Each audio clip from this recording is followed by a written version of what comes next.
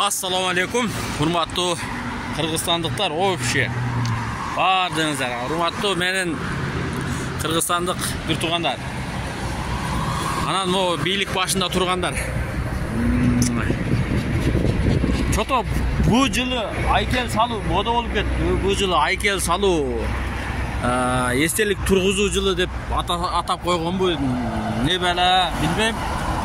Bирок ичеле şu aykelden aykel açılış koy bir жакшыраак нерсе ошондон көрө жок дегенде ошол айкелге кеткен жерге өтө чоң мисалга нөзөп бийин айкелин ачыптыр дагы билбейм чыгса айкел эле ачабыз айкел айкелден көрөм о Акумбайдан о магистралга чейин жок дегенде бир тарабынан берки бетине макул кафелер басып алган, наркы бетине bir tarafta velosiped жүрө турган кылып тротуар салып койсоңор болобу? Жөө жүрүүчү адамдар жүрө турган жол кылып салып койсоңор болбойбу? Жок, сөзсүз түрдө şu бирөөнүн эстелигин кура коем деп бирөө үй салыш керек, экинчиси квартира алыш керек, үчүнчүсү машина алыш керек. Ошентип бир айкелге кеткен акчаны эч ким изилдебейт. Канча кетти? Эмнеге кетти? Мушунча көп кете очойду эле жазып акчаны омор жейт. Бирок анын акчасы бюджеттен карапайым элдин акчасынан кетип атканы менен эч кимдин иши жок. Şu bizde ne? Men adашпасам 2012 жылы же 2011 жылы Türkiye'de жүрүп жаңылыктардан чыгып калдык. Кыргызстан дүйнөдө 2-нчи орунда деп. Башын укпай калдым да, эмнеден 2-нчи орун деп кызыгып жанакы 2012 жылы жаңылыктар сайттарга чыгып калган болчу. Кызыгып жанында досторуман сурап, не чыкты десем, не кыласың деп түрктөр айтпай койгон, анын кереги жок деп. Жаңылыктардан карасам, Кыргызстан ошондо эле дүйнөдө айкел боюнча дүйнөдө мамлекетинде эң көп айкел боюнча дүйнөдө 2-нчи орунда экен эле.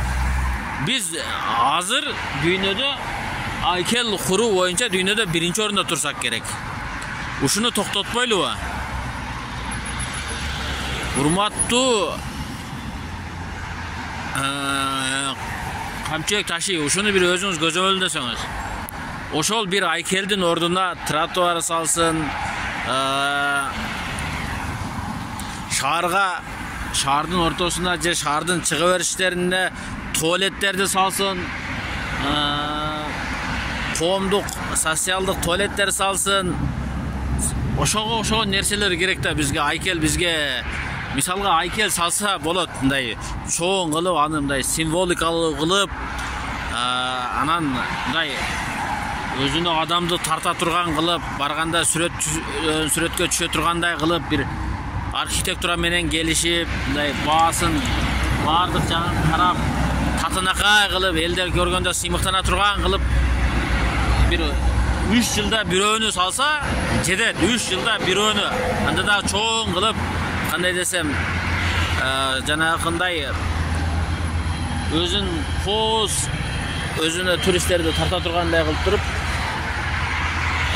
салса болот. Анан быжырайт коз карындай кылып эле бардык жерге эле түкүнчөнүн неси.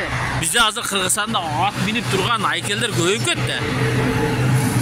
Кыргызстанда ошончо ат минип турган айкелдер көп.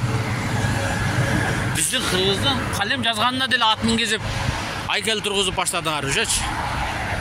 Ал адам өзү өмүрүндө ат минген эмеспи, билбейм. Бардык эле ат мингизип, атты минип жүргөн, чабарман болгон, баатыр болгон деп эле бүт бардыгын аттын үстүнө отургузуп туруп айкел жасап атабыз дагы. Орто жолдон бирөө үй салытат, бирөө квартира алат, бирөө машина алат, бирөө жок дегенде бир телефон ала калайын, iPhone 16 деп ошого кымырып отуруп, же айкелден жок, же тротуардан жок, же шаардагы коомдук, мисалга жок дегенде базарларга деле мындай коомдук туалетти жакшына кылып салып элге мындай бекер кылып койсо болот. Жоқ, биздикилер сөзсүз түрдө бир айкел салыш керек да, себеби айкелди эч ким текшербейт. Айкелди салыш керек дагы, кымыр жеп алышыңар керек да. Ай, Кыргызстанда айкелдер көбөйүп кетти го. Ушуну бир токтотпойлубу? Кайсы бир жылдары айкелди салганга мораторий киргиздик, болду, айкел салынбайт. Эч кимдин айкели салынбайт деп аттылар. Мына азыр айкелден көп нерсе жоголуп кетти.